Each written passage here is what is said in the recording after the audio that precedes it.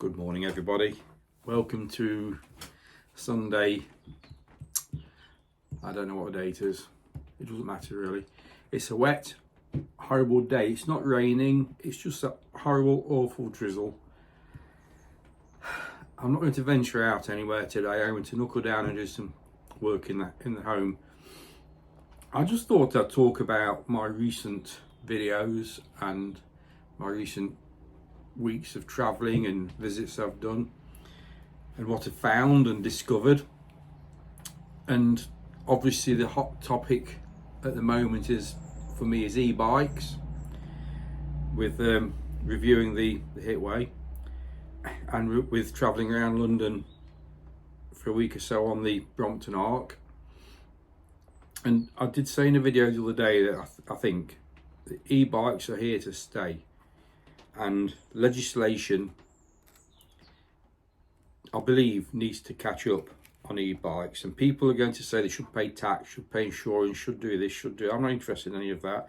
Whatever evolves out of what e-bikes are and what e-bikes are going to be, whether they have to be taxed, registered, insured, we will all follow. But they're here now, and in London they are here in incredibly vast numbers.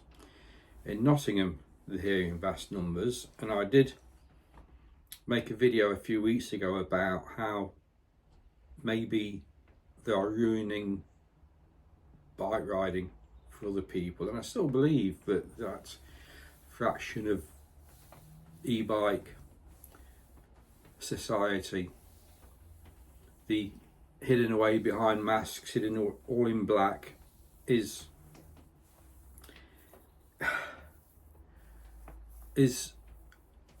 not a pleasant part of society to have visible to us, if that makes sense. But maybe that is because of this archaic laws that we have in the country that have driven e-bikes to the underground, shall we say underground movement, where you have to be hidden away.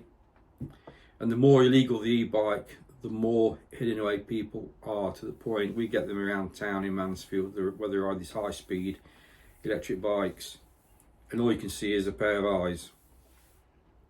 I'm not talking about those sort of e-bikes. I'll talk about e-bikes for general consumption, e-bikes for general duties, e-bikes for moving around town, moving around cities. Certainly in London, if it wasn't for e-bikes and delivery e-bikes, it would be carnage. It's carnage at times in London now. Public transport is absolutely stretched to the maximum a lot of the time. I'm talking about London now. The road infrastructure is stretched to its maximum capacity.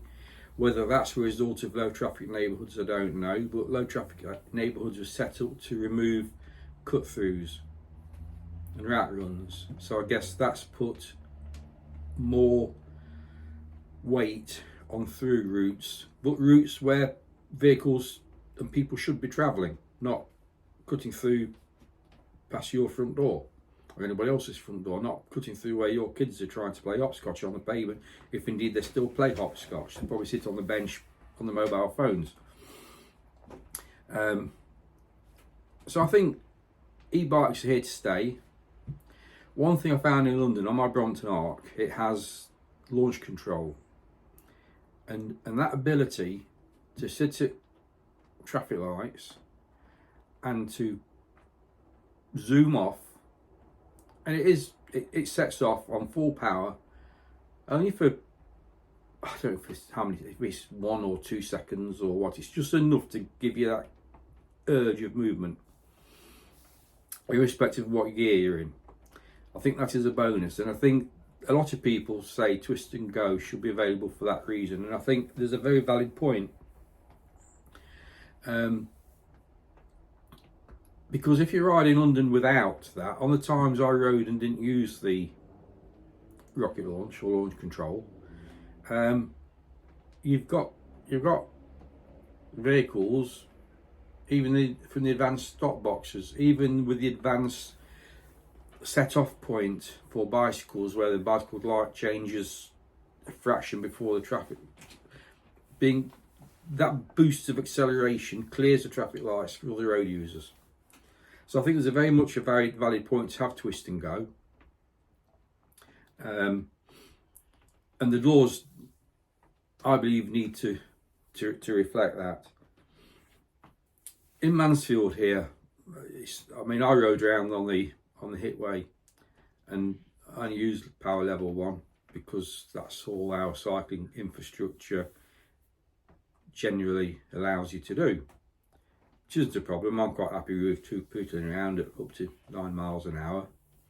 I don't ride on the roads. I ride on the permissible cycle routes and multi-user pathways, and Mansfield's quite good for that. You can get to most places on multi-user routes, and twist and go probably wouldn't be any great benefit to me on that bike. I've never used twist and go on the Brompton around here, and very rarely ever use it in Nottingham, the launch control. My older e-bike does have a thumb throttle or twist and go, and it is brilliant, but it's a heavy cargo bike. It is legal. It was manufactured well before the laws of the legislation came in, so therefore pre-legislation bicycles don't have to apply to the latest regulations. But it's a heavy bike, it's a cargo bike, it carries a lot of weight, and the twist and go is brilliant. But the reality is, twist and go is only of benefit when setting off from a junction. And I don't think a lot of people understand this twist and go motorbike, moped scenario, because you don't actually have to have twist and go. You can just sit there on full power, gently rotating your pedals, putting absolutely no weight on the pedals whatsoever, and it just goes along at the speed which it's capable of doing, i.e. in that power setting and the conditions it's riding under, whether it's uphill or into the wind or whatever.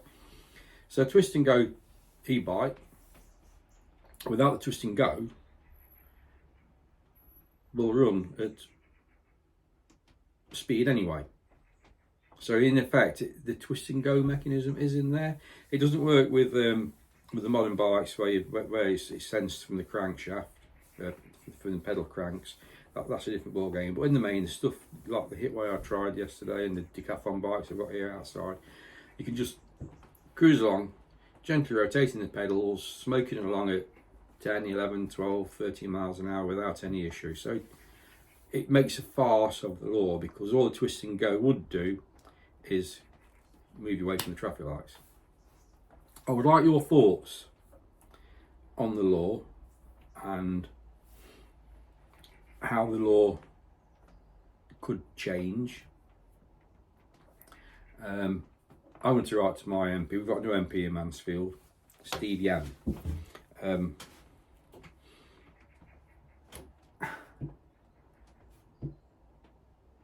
Very much getting used to his new job and being in the public eye, I hope. His predecessor hit the ground running. I think Steve could do with a bit of twist and go to get moving. That's only my opinion, and that's my little political opinion on this video. So yeah, please comment. If you think e-bikes should be banned, say so, but give me a reason why. If they should pay car tax, say so. Car tax is irrelevant actually. I've got a car. Car tax is nothing to do with road maintenance, and my car is free tax. So I pay the same amount for my e-bikes as I do for my car. I do have I do have insurance, I have liability insurance. But I think everybody should have liability insurance, even pedestrians. So have a think about that, because pedestrians can cause mayhem, especially when they're walking about with earbuds. You know, drivers can't use mobile phones you see me use my mobile phone videoing on a bicycle. I do that because it isn't legal. When it is illegal, I won't do it. There's many things that are illegal I don't do. Most of the things I do are legal. That's life. So, sorry about the little rabbiting rant on. Not a rant, is it? It's just a chat. I've got a lovely double espresso here, which I think will be far better tipped onto a bowl of ice cream, but hey ho. It's a crappy day, although it is brightening up, so I might venture out this afternoon. I don't know if I'm going to continue with my daily videos. The season's definitely changed. I need to knuckle down and do some maintenance at home, which I very well might film, actually, some of that. I've got my Nottinghamshire Life channel where some of that stuff should probably go. I've got loads to do with the house, just because it's had a summer of neglect, because I've had a summer of having fun, and I want to have a winter of having fun. I just need to knuckle down to a bit of housework first. I did get an email from Premier Inn this morning offering hotel rooms for 35 quid. So I'm sort of thinking back to a plan I had some time ago, and I did do some videos on 24 hours in, and I've got a hotel room in Darlington Central for £37 for the night in a Premier Inn. It's a new Premier Inn as well. So I thought I'll have a 24 hours in Darlington, get up there sort of mid-morning, mosey around, check in, dump the gear, quick change. Still gives you time to pick up a bit of history and that in Darlington and something to do. Then get up in the morning and have a day in Darlington before the evening train home. Best laid plans. The hotel room's 37 quid. Darlington's not that far from here in Mansfield. It's dearer to get to Darlington on the train, for me, that I can find, is dearer than I paid first class return from Nottingham last month. I don't get that one bit, but I might do it. The ticket is more than the hotel, quite a bit more than the hotel, so I shall keep looking. I could always EV up to Darlington. That's why I bought the EV, but it's sort of part of the travel with the Brompton is part of what I like to do. So that's for consideration. I would like to do some winter stuff. One of you guys has suggested Hull. Somebody else suggested the other day that if I ever go through my messages, see what it says. I look there, and Bristol. Yeah, Bristol's on the list. Bristol's another horrendous place to get to by public transport for some reason, or I've not managed to find an easy way to get to Bristol. Maybe I should do a bit more research. Maybe whether it's different from Derby or Birmingham, I don't know, but certainly to get to Bristol's not a cheap journey, not a easy journey. I think there's probably 3 or 4 transport changes to get to Bristol, and it's a long one. So I might try to get to Bristol. I want to ride those tunnels, Bristol to Bath, and that's probably a good ride to do in the winter. So 15 minutes of rambling. If you watch to the end, you deserve a medal. I'm going to finish my coffee.